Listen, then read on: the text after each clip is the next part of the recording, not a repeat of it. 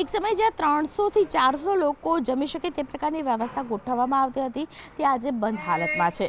હું વાત કરી રહી છું અમદાવાદના મણિનગર વિસ્તારમાં આવેલા સ્વામિનારાયણ ભોજનાલયમાં।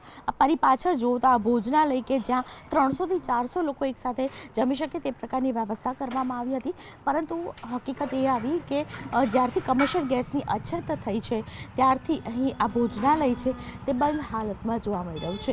આજે સતત બીજો દિવસ છે કે જ્યારે ગેસના બાટલોને શોર્ટેજ હોવાથી ખાસ કરીને આ ભોજનાલય બંધ કરી શકાય તે પ્રકારનું અહીં બોર્ડ છે તે બોર્ડ મારવામાં આવ્યું છે। ગુજરાતી થાળી જે 80 રૂપિયા મળતી હતી જેને કારણે 300થી 400 લોકો જમી શકતા હતા, એટલું નહીં 20થી પણ વધારે કર્મચારીઓનો સ્ટાફ છે તે અહીં કામ કરતો હતો, પરંતુ હાલત એવી થઈ છે કે અહીં ભોજનાલય બંધ હોવાને કારણે અનેક લોકો જે છે તે અહીંથી પરત ફરે છે અને બોર્ડ વાંચીને બસ તેઓ અહીંથી નીકળી જતા હોય છે, કારણ કે ગેસની અછતને કારણે આ ભોજનાલય બંધ કરવું પડે તેવી પરિસ્થિતિ સર્જાઈ છે। मैं जय और मैं यहीं पर खाना खाने आता हूँ एंड ये बंद है बिकॉज ऑफ एलपीजी है ना, एलपीजी गैस के वजह से।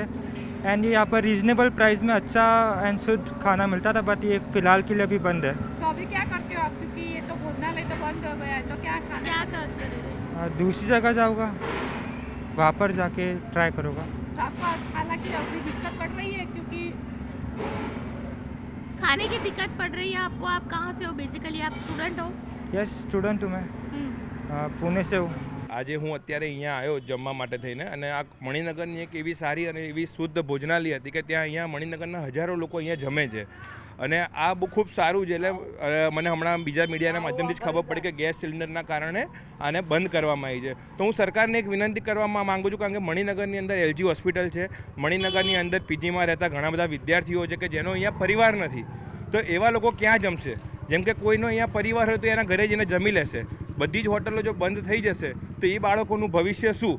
તેથી મારી સરકારને વિનંતી છે કે આવી ભોજનાલયો અમુક ચાલુ રાખવા, હું એમ નથી કહેતો કે તમે કોમર્શિયલ હોટલ ચાલુ રાખો કે ગમે તે, પણ એક આવી ભોજનાલય છે કે જેમાં હજારો લોકો જમે છે, તો એવી ચાલુ રહેશે તો એ બાળકો ત્યાં જમી શકશે, એવી મારી એક સરકારને વિનંતી છે।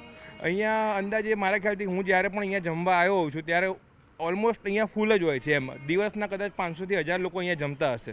ટિફિન લેવા આવ્યા હતા પણ આ બંધ છે, ગેસના એ ખબર નહીં એટલે આવી ગયા છે।